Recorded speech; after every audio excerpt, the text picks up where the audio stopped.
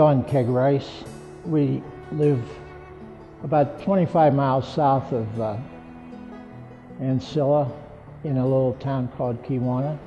I've had my studio there for close to 35 years. And I came out here from Pennsylvania about 45 years ago and really just fell in love with the Midwest and the people, and everything was so friendly, and the landscape just fascinated me because you have the big sky and you can see forever. Then you throw in all the old barns and rivers and covered bridges and woods and state parks, and it's just a beautiful place, and I've really found a home here.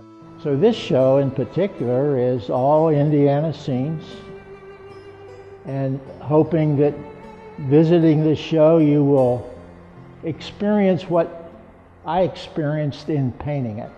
And every picture in this show has a story. This picture here is located about 3 miles from where we live.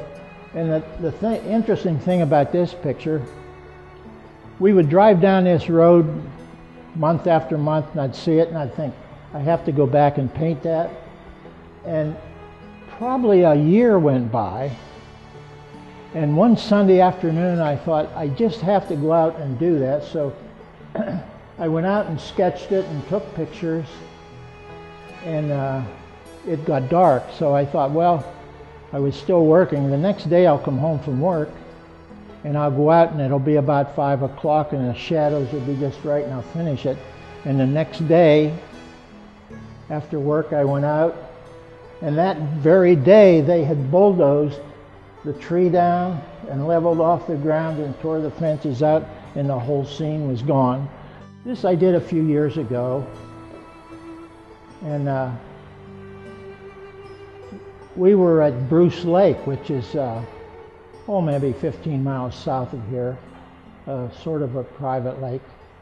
And there was an old barn up adjacent to the lake, and I went up to do a picture of the old barn, and I always like to walk around the barn and feel the wood and smell it and get the feeling of it. So I'm walking around, I went around back, and here was a sandbank went down, and this old truck was just hanging, just like a last breath. It was hanging on that sandbank. It was the middle of summer and it was extremely hot, and all I had on was a pair of shorts and a t-shirt. So I found a 5-gallon bucket and I sat down and sketched it. And as usual, when you're doing this, you have no sense of time.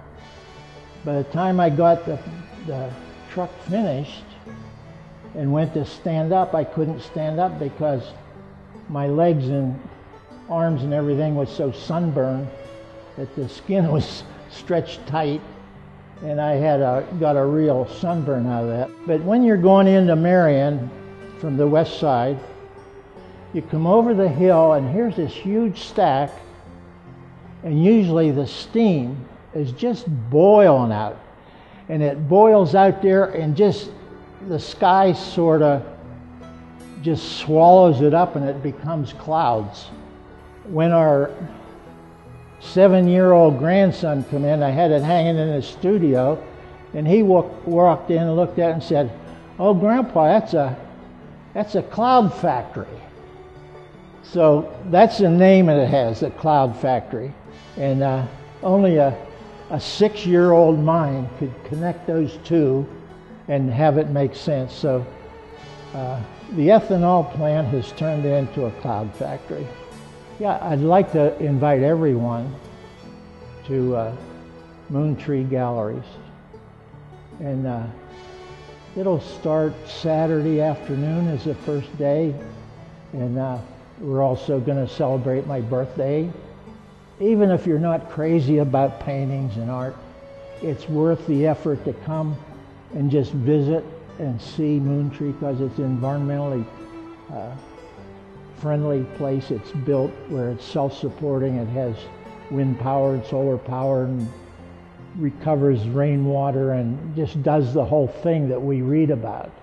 And if you're interested in that kind of thing, it's a wonderful place just to come and walk around and see how it's done, and would invite anyone and everyone to come and see the show.